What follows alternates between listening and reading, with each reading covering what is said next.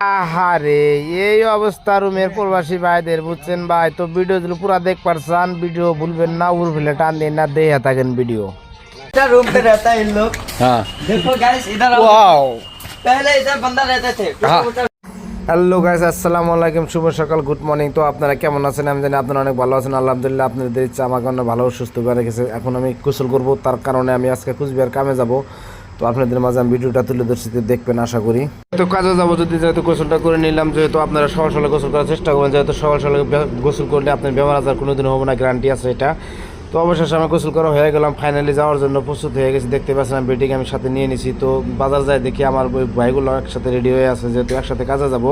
যে জায়গায় কামে যাবো বলে ক্যাম্পের ভিতরে, যেহেতু আধার কার্ড সবাই জেরেস করে নিতেছি, যে ওখানে জমা দিতে লাগবো। তো অলরেডি আমার আধার কার্ড জেরেস করা হয়ে গেল। তো জেরেস করা হওয়ার বাদে অলরেডি ফের আমি ব্যাপারভুট্টি ফিলে মেলা দিলাম, যেহেতু এখানে থেকে কুচবিহারে গাড়ি বাজাবো গরিপুর ব্যাপারভুট্টি।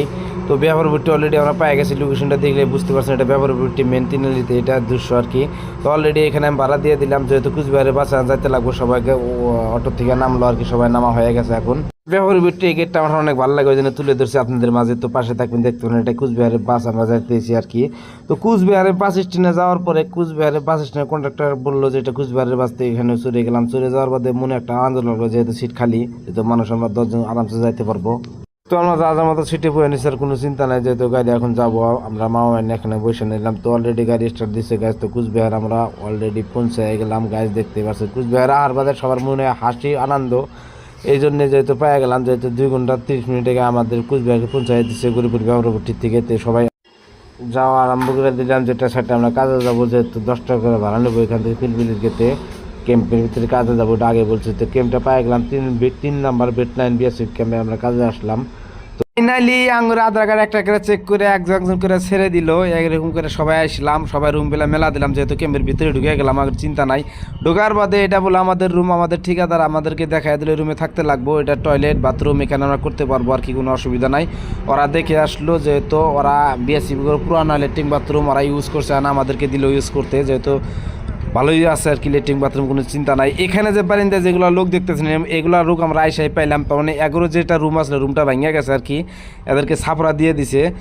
আমাদের যেরকম রুমটা দেখতে পারছেন, এই রুমটা যেরকম দেখতে পারছেন, এই রুমের নাগলাগো রুমটা বানায় আর কি, রুমটা এরকম করে বানাইছিল, দেখতে পারছেন। এই রুমটা এরকম বানাইলে কীরকম করে থাকবে ভাই, প্রবাসী মানুষ যারা কাজ করে তারাই জানে কীরকম কষ্ট। তো আজকাল কতক্ষণ কন্ডাক্টার মুহুরি থাকে, ওরা চিন্তা করে না লেবারের।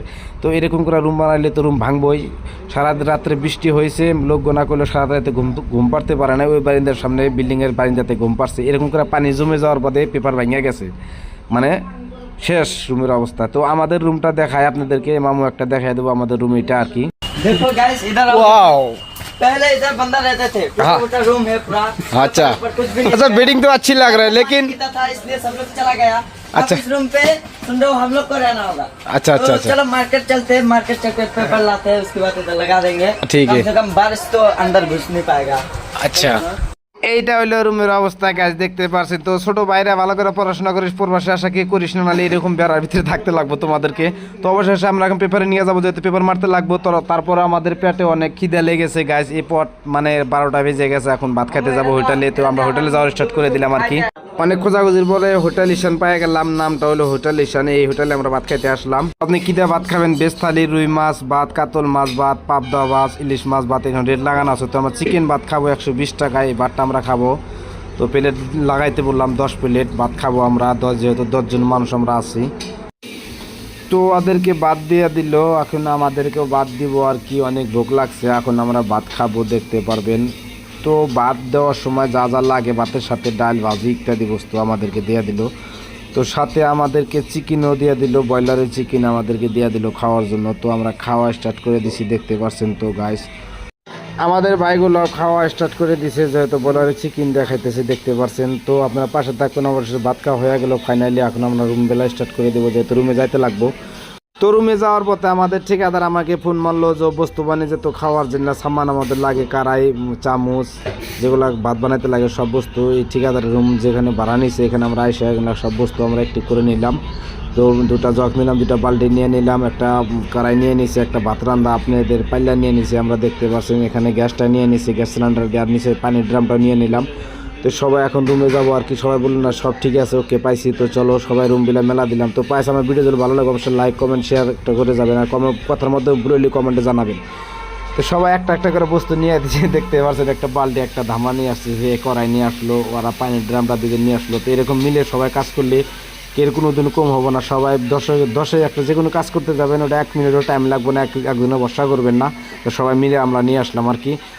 গেটের ভিতরে আমরা পথ দিয়ে আমরা রুমে যাওয়া স্টার্ট করে দিলাম। তো সবাই পাশে থাকবেন, ভিডিও ভালো লাগলে অবশ্যই লাইক কমেন্ট শেয়ার করে যাবেন, বা আমার পেজটা ফলো করে যাবেন। আমার কথার মাধ্যমে ভুল হলে অবশ্যই কমেন্টের মাধ্যমে জানাবেন। আমার ভিডিও যদি ভালো লাগে, নিউ ভিডিও পাইতে আমার চ্যানেলটা অবশ্যই ফলো করবেন। তো খোদা হাফেজ, আসসালামু আলাইকুম।